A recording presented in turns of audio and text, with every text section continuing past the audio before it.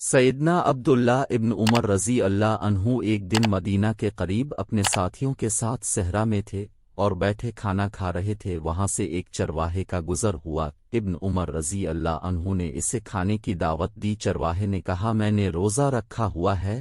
سیدنا ابن عمر رضی اللہ عنہ نے حیران ہو کر کہا کہ اتنے شدت کی گرمی ہے اور تو نے روزہ رکھا ہوا ہے اور تم بکریاں بھی چرا رہے ہو۔ پھر سیدنا ابن عمر رضی اللہ عنہ نے اس کی دیانتداری اور تقوی کا امتحان لینا چاہا اور کہا، کیا تم ان بکریوں میں سے ایک ہمیں فروخت کر سکتے ہو؟ ہم تمہیں اس کی قیمت بھی دیں گے اور کچھ گوشت بھی دیں گے جس سے تم اپنا روزہ بھی افطار کر سکتے ہو۔ چرواہا بولا، یہ میری بکریاں نہیں ہیں، یہ میرے مالک کی بکریاں ہیں۔